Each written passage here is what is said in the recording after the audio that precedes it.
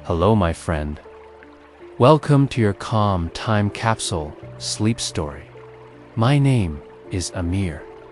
I'm an Irish storyteller, and it's my great privilege to be the voice that you listen to as you go to sleep tonight. Tonight, I continue my night story series. Each story is a standalone story wherein narrate in a more audiobook style. And you might say that this is the first in a series within a series, because this is the first of my Sunset in the City series as well. Tonight, we visit New York and we meet the lives of 5 people living within that great city. We will see how some of their lives intertwine, and we will see snapshots almost like a film as the sun sets over city. And as we're talking about cities, where are you in the world? In a city or in the country? Let me know in the comments.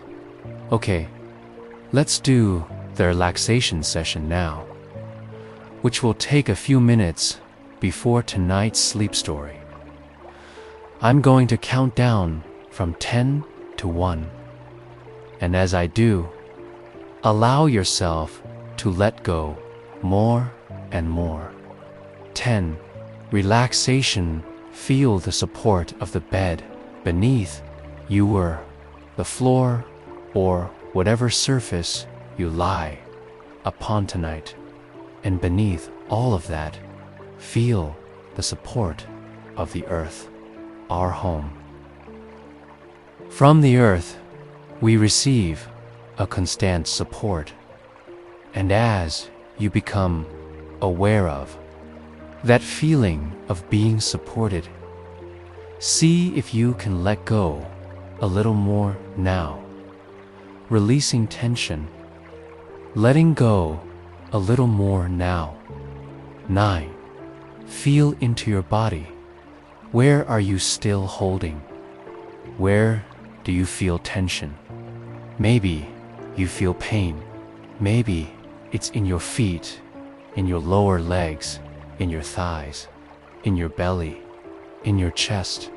Maybe you're like me and you hold a lot of tension in your hands or in your face. See if you can let that tension go now, just by becoming aware of it. We can ease the tension.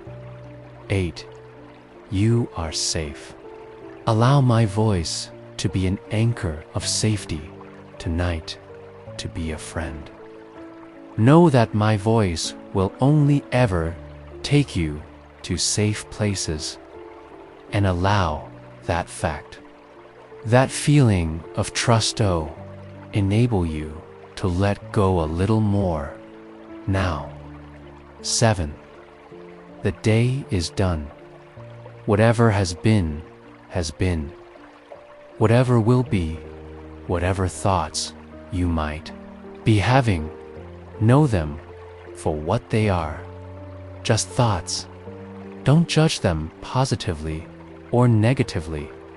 Know that they are not you.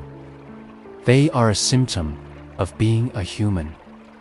And as they arrive, see them, but there's no need to follow them.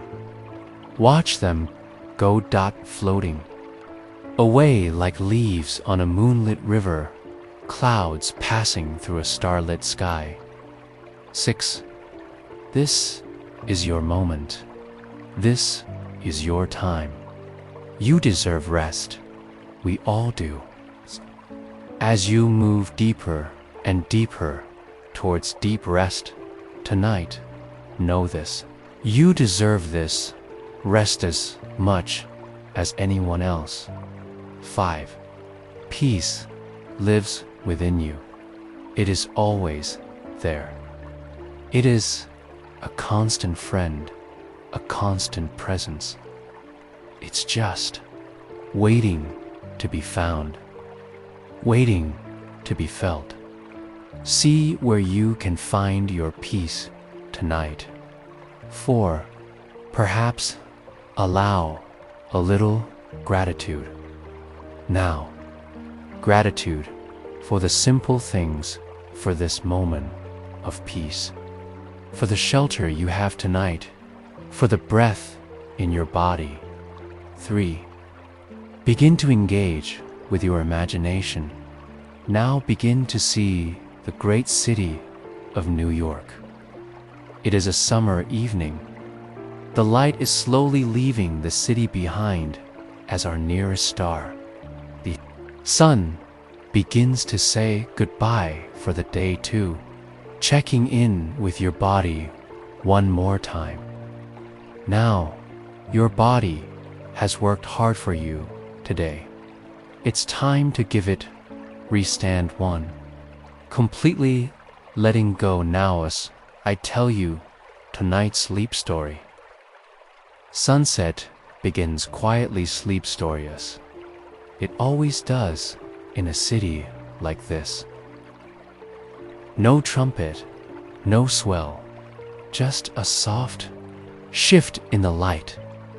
The glass towers take on a new color, something between apricot and the inside of his shell. People don't always notice it. They're busy, but the buildings notice. So do the birds. Marianne steps into her apartment on the 7th floor of a red brick block, just east of Park Slope. She's carrying a shoulder bag that feels like it's filled with stones. She doesn't take off her shoes right away. She just stands there in the hallway, blinking. The air smells like the linen spray she bought 6 weeks ago and forgot she was sing lavender and peppermint. She likes the smell, but finds it slightly too clean. Like a hotel lobby, she closes the door behind her and locks it without thinking. It's the same every evening. The small ritual of entry, the check of the latch, the quiet exhale. Another day done. Nobody cheered, but she made it through. She walks into the kitchen, pours a glass of cold water, and drinks it standing up. Outside the window, the sky is melting into something tender, not orange, not pink, something between. She tries to think of a name for it, but doesn't get very far. She isn't tired exactly, but there's a kind of silence inside her now. Like when a shop closes for the day and the lights go dim. Later, she will microwave a bowl of leftover soup. She'll sit on the couch and open the book she started last week. But for now, she stands there holding the glass, watching the city as it changes its clothes for the night. Bill is starting his shift in the Lower East Side. He parks his car, gets out, and stretches his back like someone trying to shake the day off his spine. He's been on the force for 27 years, and there's something about the early part of a shift.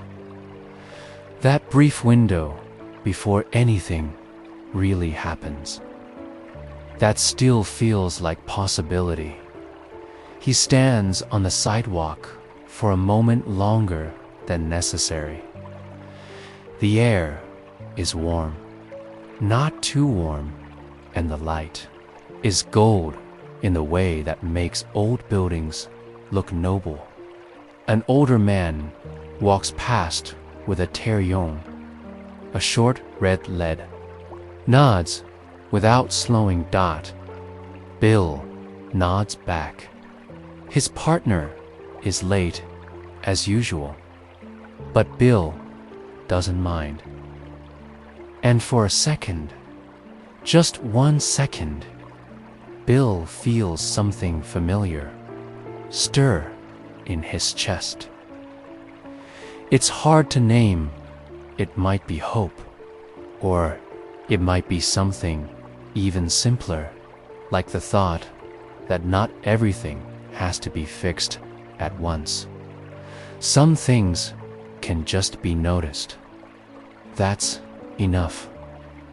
The bus hums by, filled with passengers lit from the city B, the setting sun. One kid has his forehead pressed against glass, looking out. Their eyes meet for a second.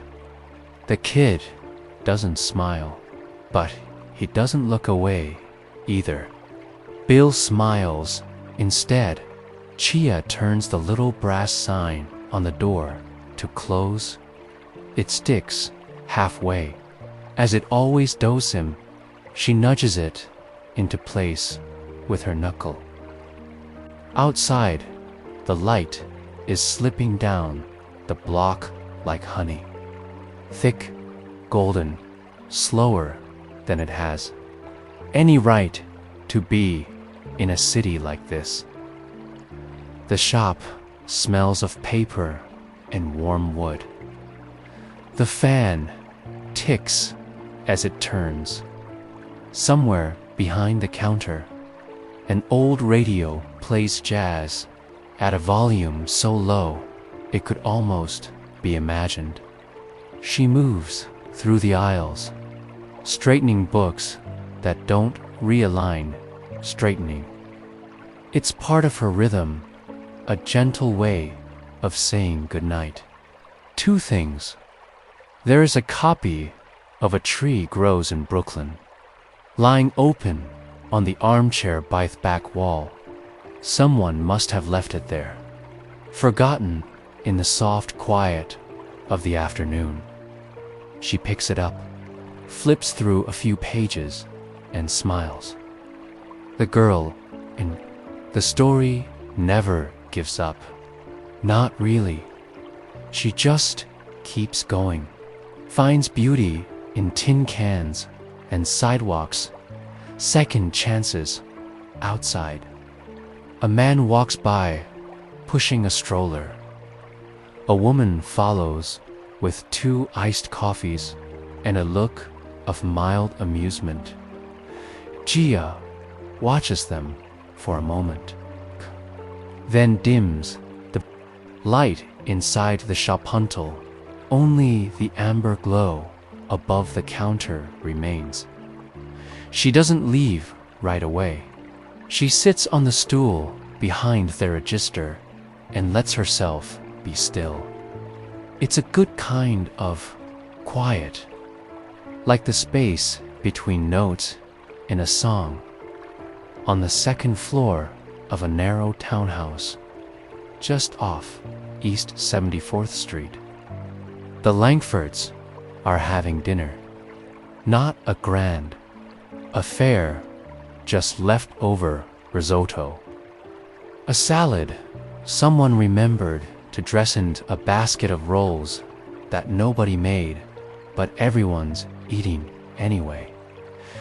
The windows are open. The breeze smells faintly of trees and traffic. Martin, the father, pours a 2nd glass of wine with the ease of someone who has used Togud Glacier. He says something about a client, something dry and clever. And his wife, Celestila's, in that soft, practiced way of hers. The kind of laugh that says, I know you. Their daughter Sophie is 13 and halfway between bored and curious. She's rolling a cherry, tomato around her plate with the back of her fork. Every now and then, she looks up, not to speak, but to see if anyone's watching her. No one is. The sun is setting just beyond the kitchen window. The whole room is lit in warm amber and deep blue. It looks like a painting dot. Martin notices it and takes a photo, though he won't look at it again. For a moment, they are all quiet, not awkward quiet, just full, like they know they are lucky, and also know not to say it out loud. Sophie finally eats the tomato. No one comments. Outside, a cyclist glides past, wheels catching the last of the sunlight. A dog barks once far offhand. The city exhales around them, a long, slow breath at the end of a long, slow day. On the ground floor of a red brick building. In Hell's Kitchen, the shelter kitchen smells of lentils and black pepper. The air is warm from the ovens. The lights are soft and yellow, buzzing faintly, but nobody minds. A man named Theo is ladling soup into wide plastic bowls with the same rhythm. He's used every evening for 7 years. Theo wears a faded t-shirt and old jeans with a loop of keys clipped to the belt. His hair is tied back. He's not old, but he moves like someone who knows how to stay still when it matters. There's a bandage on one knuckle, a little dry pasta on his sleeve, and a look in his eye like he's seen of everything twice and still chooses to be kind. 3 pieces of bread tonight, he says to the man in front of him, who nods without speaking, but gives a little smile anyway, the kind that shows he's noticed the extra piece across the room. A woman is humming as she pours water into cups. Someone laughs. A volunteer sweeps up something near the back door. There are 37 people here tonight. Some come every day, some drift in, but they all know Theo. He speaks to each one by name when he can, not loudly, just enough to remind them they haven't disappeared. There's a woman named Lorna who sits in the same chair each evening. Her coat still buttoned, her hair neatly pinned. Theo always saves her a mug of tea. A real mug, not a paper cup. And tonight, he sets it down gently beside her tray. "Thanks, love," she says, touching his wrist for half a second. "Anytime," he says. Outside, sirens hum off, but they don't reach the room. The night is still forming. The city hasn't settled yet, but in here there is order in soup and the smallest, steadiest kind of gray dot. Marion has changed into soft clothes, old cotton leggings and a t-shirt from a long ago road trip to Vermont. She isn't reading the book she meant to. It's there on the arm of the couch, a bookmark sticking out like it's waving, but instead, she's watching the wall. The wall has taken on that strange color that only appears when the sun is almost gone. Not quite gray, not quite gold, like the inside of a thought. Shadows from the tree outside, clay across the ceiling. The fridge hums gently, and Marian just sits. She's thinking about her mother, not in a heavy way, more like a memory rising from the bottom of the kettle. Her mother used to say that everything feels worse when you're hungry, tired, or late. And if you can fix one of those, you're already winning. Marian smiles at the thought. He's all three today. But somehow, sitting here, she doesn't mind. Outside, someone is watering plants on a fire escape. A saxophone plays in the distance, slow, unhurried, or most unsure of itself. Marian doesn't recognize the tune, but something in it feels like it belongs.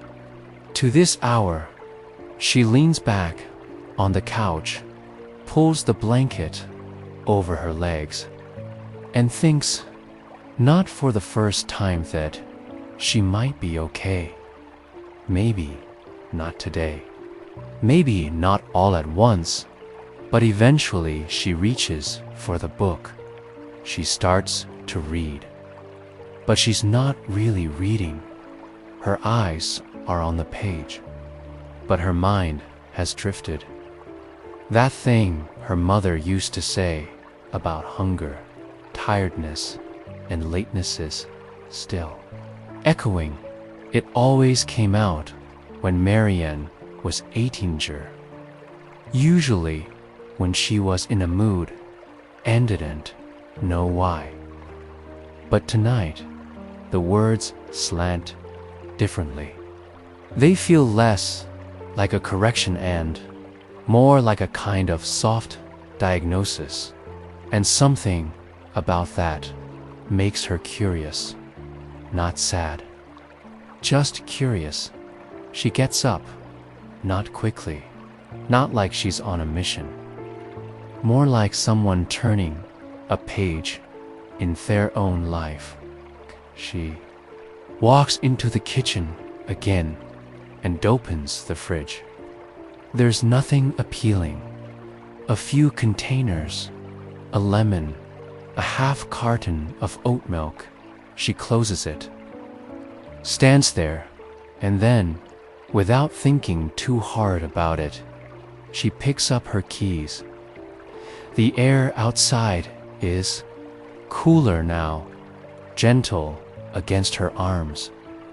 She hasn't gone for a walk at night in a long time. Not since last October. Doesn't really have a destination, but she heads left towards the little market that stays open late. Maybe she'll get something small, something good. A mango maybe, or that fancy yogurt she always talks herself out of. The pavement is cracked in places. A woman in a red coat walks past with a baguette under her arm. A cat watches from a window like it's guarding a secret. The sky above is indigo now, the color just before real dark. Marian doesn't check her phone. She walks. That's it. But it's the first time in weeks she's chosen to do something for no reason at all. And it feels good in that quiet way, like finding a sweater you thought you'd lost. Bill's partner, Rico, finally shows up, all long strides and quiet apologies.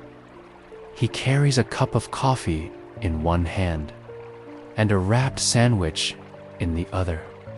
Turkey Club, he says. Didn't know if you'd eaten. I have now. Bill replies, taking it without fuss. They sit for a few minutes on the bench near the corner of Delancey and Christie. Rico talks about his cousin's graduation, about someone they both used to work with who just retired. Bill nods, listens, occasionally raises an eyebrow. He's good at being the quiet one. It's not that he has nothing to say. It's just that most things don't need saying. They do their usual rounds. Teta, a kid with a skateboard, wipes out and gets a bandage. A couple argues outside deli, then makes up before Bill even gets across street. It's an evening full of all May things, and Bill is grateful for that. Around 9:10, they stop outside a pharmacy where an older woman is struggling with a bag of cat food. Bill carries it up the steps for her, no drama. She doesn't say thank you, just pats his hand and says, "Good man." They walk a bit. After that, Rico is telling a story about his uncle when Bill interrupts, which is rare. "You ever feel like you're doing the right thing," Bill says, "but not for the right reason?" Rico blinks. "Sure," he says after a second. "But sometimes showing up is the only part that really matters." Bill nods, doesn't say anything more, but later, when they're back in the car and the city is quieter, he opens his wallet and pulls out the folded paper he keeps behind his ID. It's a photo, a faded one, of a young man in uniform, arms around two boys who look like they belong to Sumio Neil's. He looks at it for a while, then folds it again and puts it back. Chia turns off the fan and straightens the last display table. Outside, the light has deepened to a rich amber, casting long shadows through the shop front windows. The spines of the books seem to glow. Reds, deeper, blues, darker, golds, just beginning to burn. It's her favorite part of the day. The last gasp of color before the soft descent. The woman lingers by the poetry section. Let her stay, even though the store is closed. She's holding a copy of Rilke, running her fingers along the edge of the pages like it might bite or bloom. Gia doesn't rush her. People often come in this time of evening, not to buy something, but to be somewhere. Understands, thought. Eventually, the woman leaves the book where she found it, gives a nod, and slips out the door. Gia watches her walk away into the light that's still good and strong, slanting in like it's got stories of its own. She checks the drawer beneath the counter, finds a note left by one of Time's staff. A scribbled sentence. The regular came in again. The man who always asks for the book, Hellready owns. She smiles.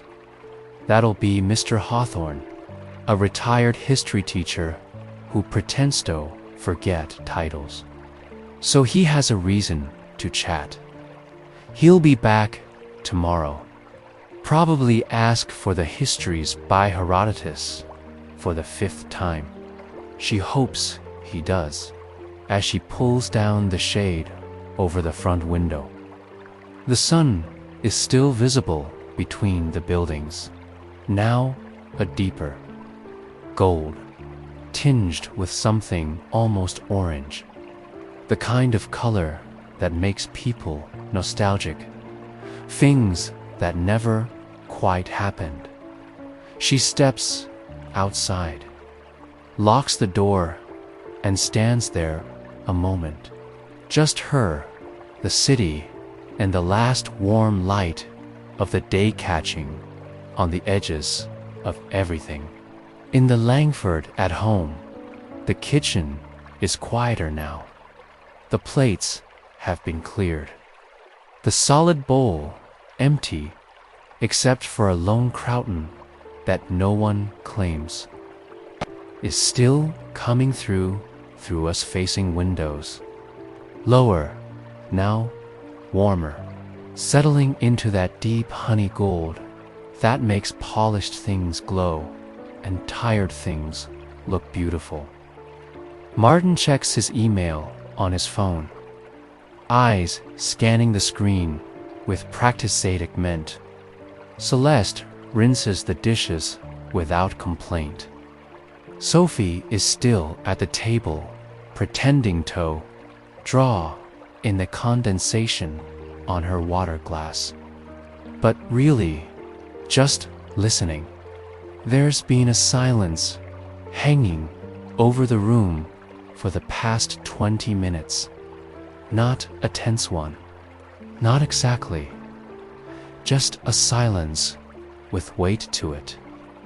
Earlier today, Sophie got a message on her phone, a group chat gone sour, a joke that wasn't funny, followed by the long echo of being left out. She hasn't said anything, but she hasn't said much at all. Celeste dries her hands and looks over. Want to take a walk around the block with me? She asks. The question surprises everyone, including herself. Martin looks up. Now, Celeste shrugs. It's still light out. Sophie hesitates, then nods. They don't speak as they walk down the brownstone steps. The air smells like cut grass and warm pavement. The sun, now hovering just above the apartment rooftops, casts a long light across the trees. In the park, the shadows are elegant, stretched out like they've been waiting for someone to notice them as they walk. Celeste doesn't ask any questions. She doesn't push. They pass a florist closing up for the night and a small dog barking inside a cafe. Sophie point at something in a window. The cat curled on a stack of book sand. Celeste smiles. It's nothing, but it's something. When they return, the sun is just ouching the horizon. Sophie goes upstairs to finish her homework. Celeste pours herself a cup of tea and watches the light shift across the kitchen wall. Martin comes in, phone still in hand, but the room feels different now. Something small has opened. Theo wipes down the metal countertop with a damp cloth, moving in wide, steady circles. The soup pots have been cleaned, trays stacked. The sun outside has dipped just enough to cast long rectangles of light across the tiled floor. The kind of light that makes everything feel slower, older, like it's being remembered even as it's happening. In the corner of the room, someone's humming. An older man named Wallace Silways hums gospel tunes while sorting cutlery. Nobody's asked him to stop. Nobody wants to dot. Theo glances out the narrow window above the sink. From here, you can just see the edge of Times Square, glowing faintly like a carnival. That isn't quite woken up yet. The lights haven't taken over the sky, but you can feel them preparing to. That's when she walks in. A girl, not more than 17, wearing a navy hoodie and black jeans with frayed knees. She's been here before. Quiet, eyes on the floor, hair pulled back too tight, like she's holding something in. Tonight she walks a little straighter. She meets Theo's eyes. I can help if you want. She says sits, not much, just that. But Theo looks at her, really looks, and nods. He hands her a clean towel. Dry, he says. Easy job. Nothing fancy, eh? They work side by side for a while, not speaking. The room is warm. Sounds of the city muffled between the rhythm of water and the scrape of plates. You used to work in a restaurant, she says, after a long time. It's not a question. Theo pauses, a plate in one hand. Yeah, years ago. Why? She shrugs. You move like you remember. He smiles at that. It's a quiet smile, one that stays in the corners of his mouth as they work. The last of the sunlight glows red along the far wall, then begins to fade. Outside, the city is preparing for night. But inside, in this room, full of steam and motion and quiet music, something is starting instead, not ending. Marion walks down Fifth Avenue, past the florist that's closing for the night, past the bakery, with its chairs stacked in the window. The sky above Prospect Park is pale fire, gold sliding into coral, coral slipping into something soft and strange. The streetlights haven't quite switched in yet. For a few rare minutes, the city is lit by nothing but what's left of the day. In the paper bag at her side is a mango, a small bar of chocolate, and a cold bottle of sparkling water. She doesn't need any of it. That's why she bought it. It felt like permission. She passes a stoop where two boys are arguing about baseball, and a man in a wide hat is watering geraniums from a plastic jug. Everything feels slightly suspended, like the world is being held in a soft palm just for now. At the corner, near Grand Army Plaza, she stops. There's an elderly man sitting on the bench with a chessboard folded under owner. She's seen him before, a few times, but never spoken to him. Tonight, for no particular reason. She nods. Beautiful evening, he says, without looking up. It is, she says, and she means it. They sit there a moment, not together, but not apart either, while the sun slowly disappears. Behind the low outline of buildings across the park, The last light brushes her cheek. It feels like smithing, letting go, when she stands to leave. She doesn't feel heavy, not exactly light either, but balanced. She turns toward home. The core comes in quiet. No sirens, no shouting. Just a request for assistance. A stalled car near. The entrance to the Williamsburg Bridge. Bill and Rico are the closest. They roll up slow. Hazard lights flashing. A woman in her early 30s is standing beside an old Toyota, phone in hand, blinking like someone trying not to panic.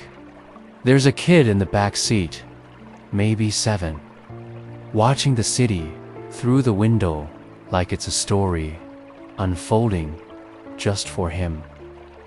Bill approaches gently, hat low against the fading light.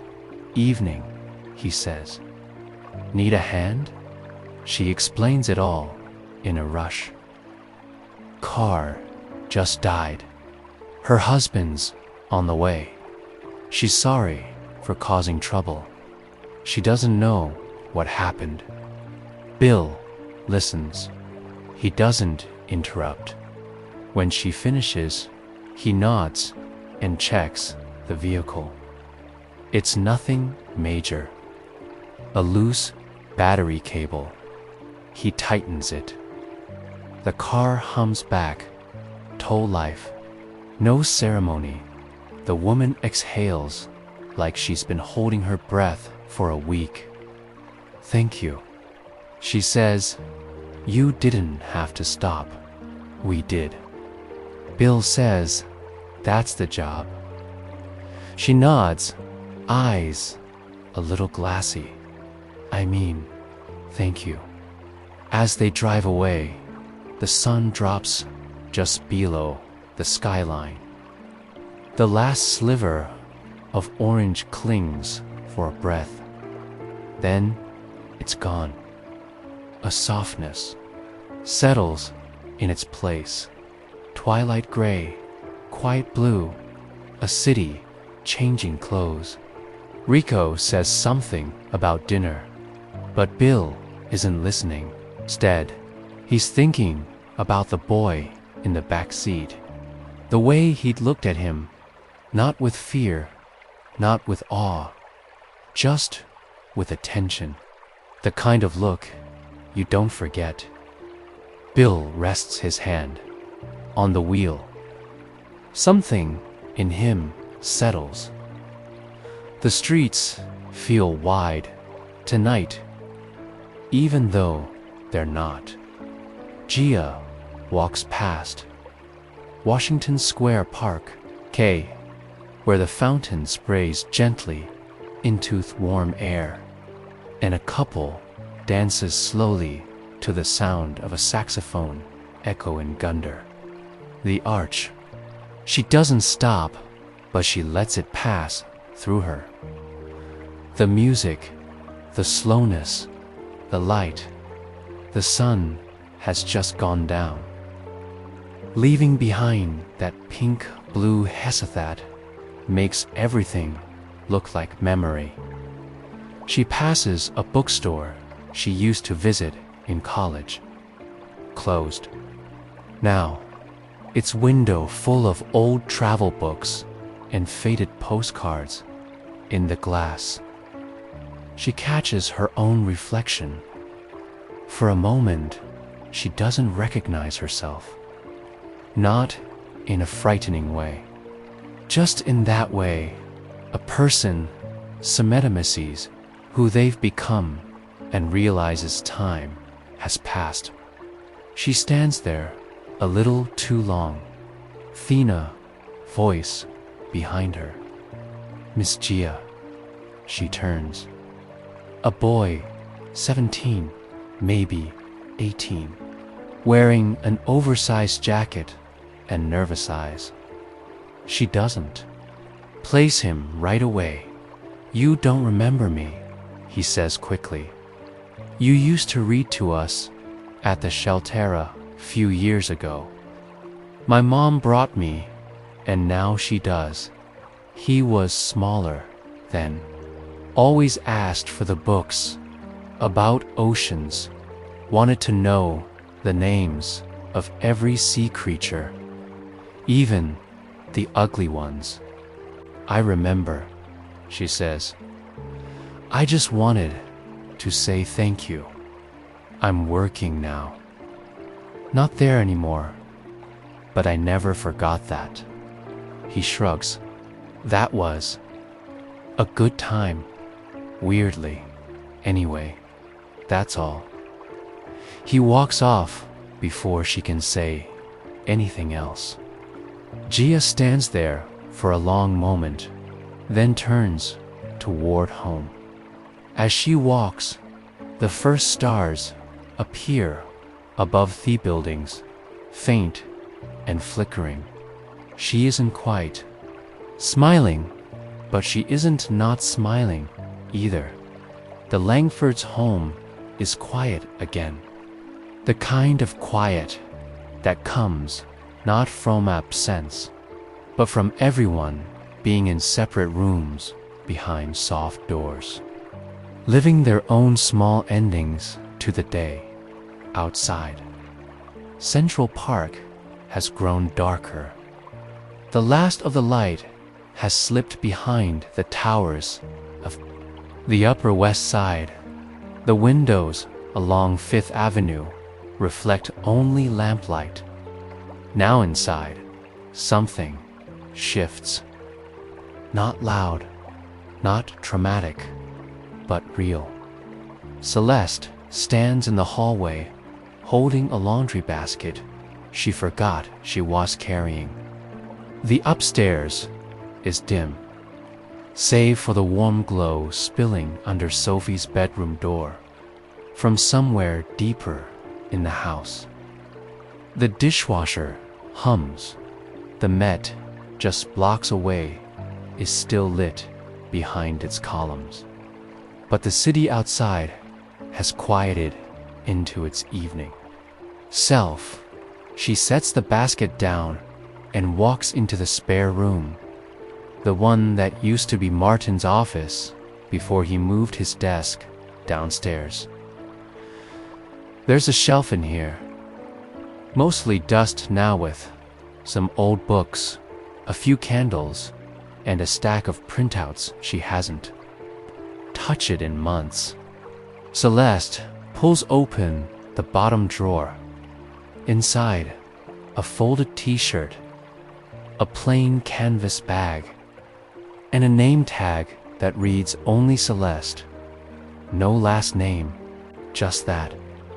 She runs her fingers along the edge off the bag. It's Thursday. She volunteers on Thursdays, but she didn't go tonight. Something about the weight of the week, about keeping the house settled, about Sophie. She told herself she was tired, but no standing here. It doesn't feel like tiredness.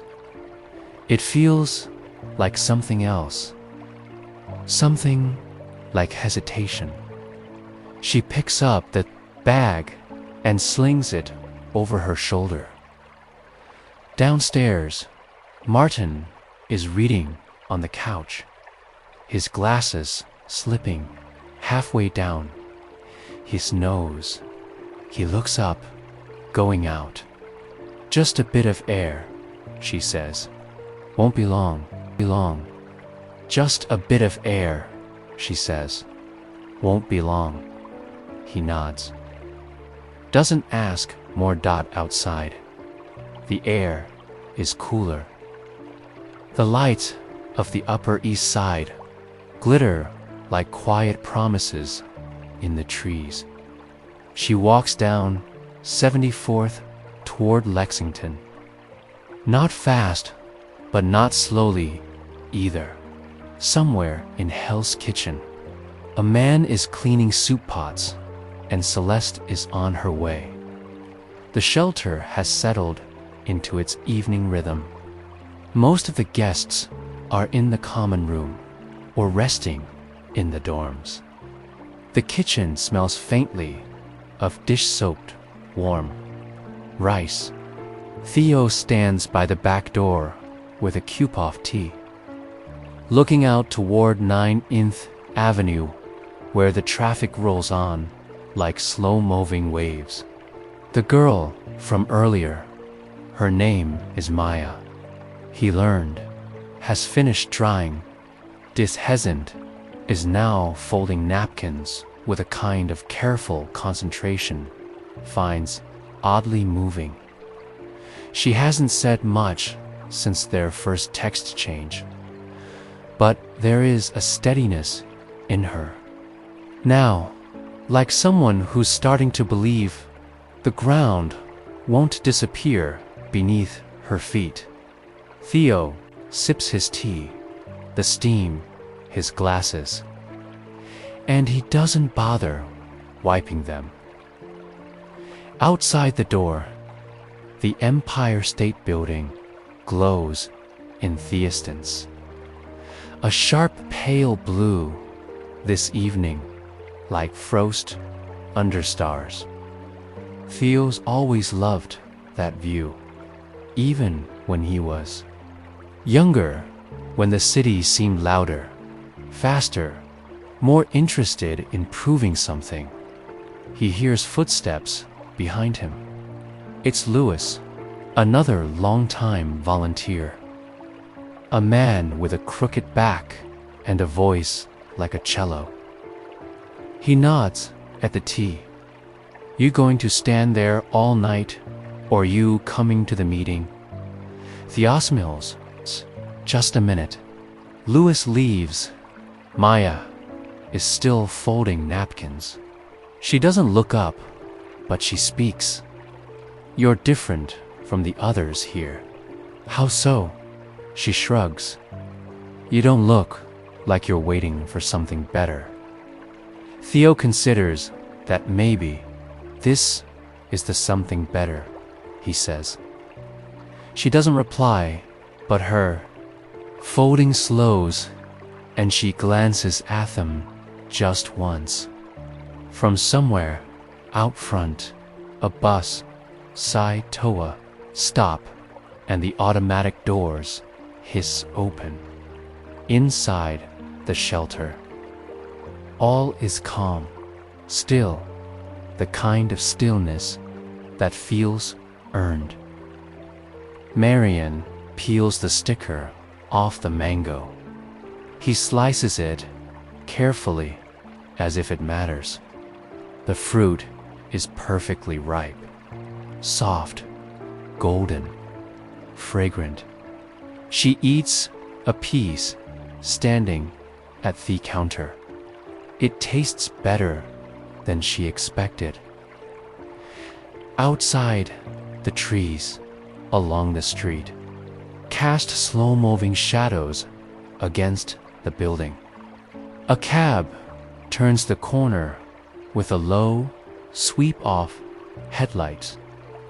The night has taken hold, now properly quiet.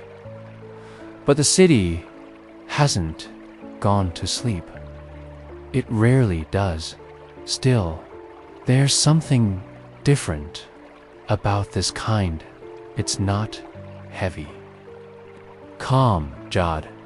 She leaves the rest of the mango in a bowl on the table, puts the chocolate in the fridge, unsure why, and then she sits.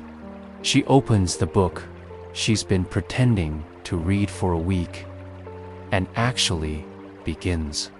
After 5 pages, she sets it aside, not out of boredom, but because something else is pulling her.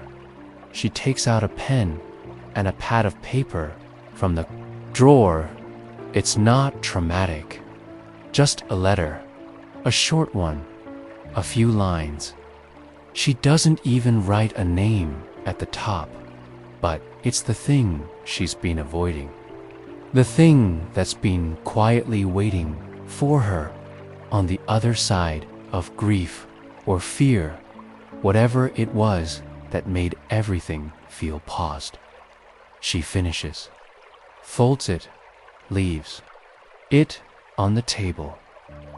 Then she turns off the lights, opens the bedroom window a crack, gets into bed. No noise, no fanfare. The soft breath of night wind, the sound of a neighbor laughing somewhere below. For the first time in a long time, Marion closes her eyes and doesn't feel like something's missing. Bill and Rico sit in the patrol car parked on a quiet stretch of Rivington Street. The dashboard glows soft green dot. Outside the sidewalks are pretty empty dot. Just a few figures in motion. Delivery drivers, dot couples, the city's other night people. They've made their rounds. There's nothing urgent, no radio chatter. Just the sound of the engine ticking funnily as it cools. Rico is asleep, head tilted back, mouth open just slightly. Bill doesn't wake him. He likes the quiet. He gets out of the car and stretches his legs, walks a few paces up the block. The air smells like warm pavement, something sweet from a nearby bakery that hasn't closed yet. The city, even in sleep, keeps offering things. He passes a window and catches his reflection. Older now, lined, solid, still here. He nods at himself once. Not approval, not regret, just recognition. At the end of the block is a small metal box bolted to the wall. Inside are books, a free library. He opens it out of habit. On the top shelf, a children's storybook, faded cover, taped spine, a book he used to read to his nephews. They were small. He remembers the voices he used, the way they did laugh before the ending even came. He takes it, not to keep, just to hold Dot back in the car. He slides it onto the dashboard and starts the engine. Rico stirs, blinking once. They pull away slowly.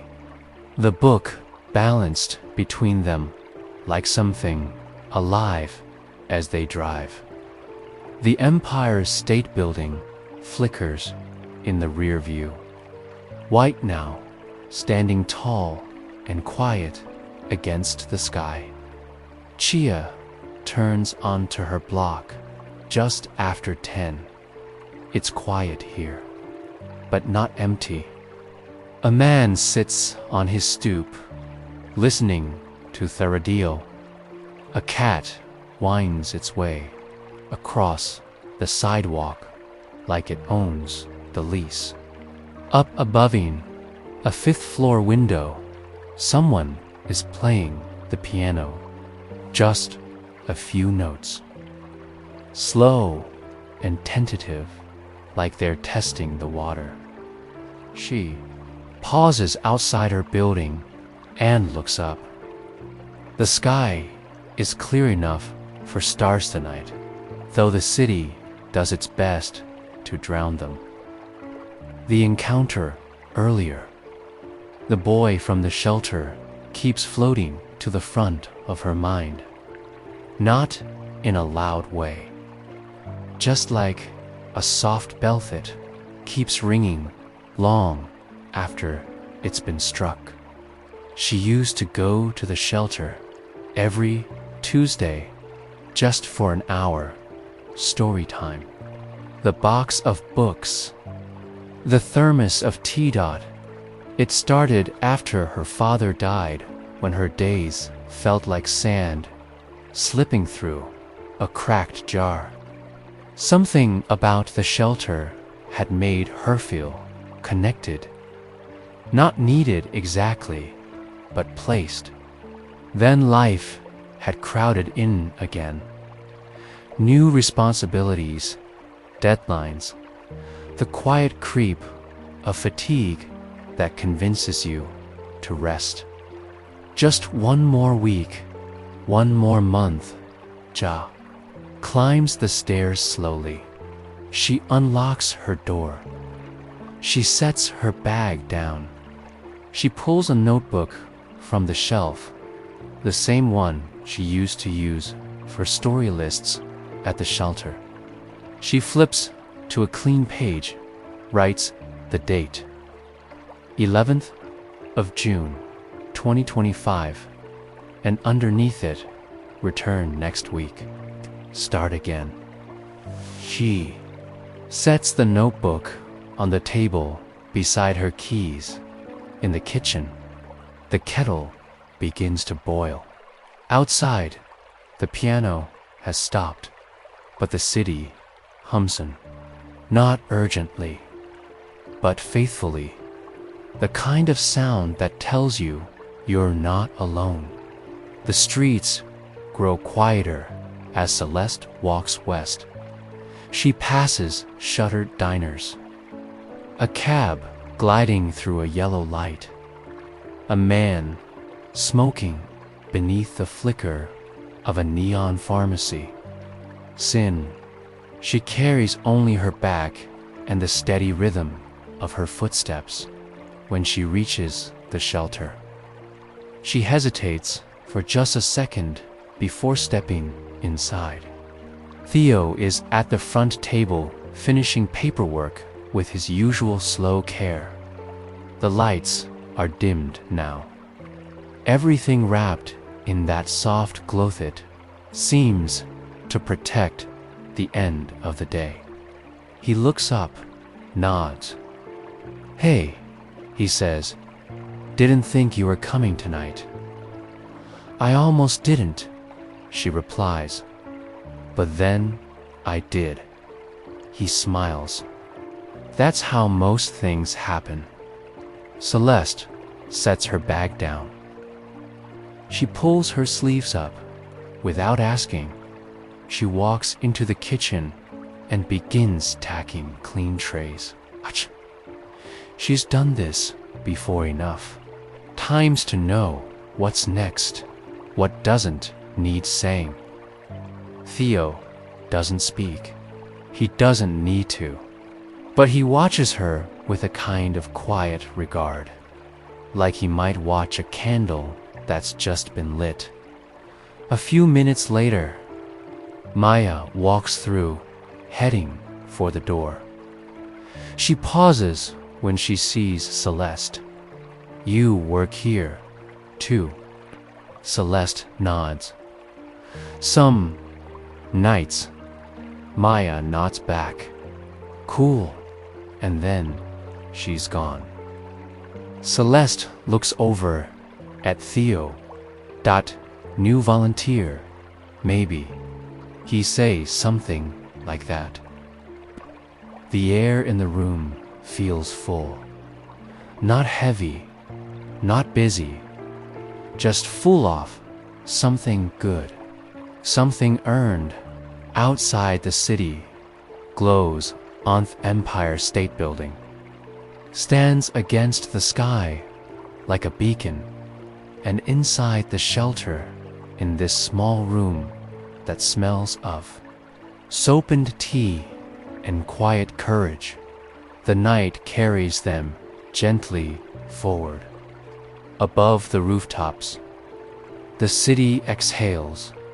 Windows glow like soft punctuation marks. The river carries lights in long, slow lines. Somewhere in the village. A saxophone still plays. A child turns in his sleep on the Upper East Side. A mango ripens on a kitchen counter in Park Slope. Books rest on shelves, on dashboards, in quiet hands. No story ends. They simply settle. The sky above New York is black. Now, deep and calm, speckled with stars you can barely see, but they're here. And beneath that sky, 5 lives continue, change, just slightly nudged toward light. Not in dramatic ways, just in real ones. It is night in the city and everything is still. Moving forward, even the stories we don't hear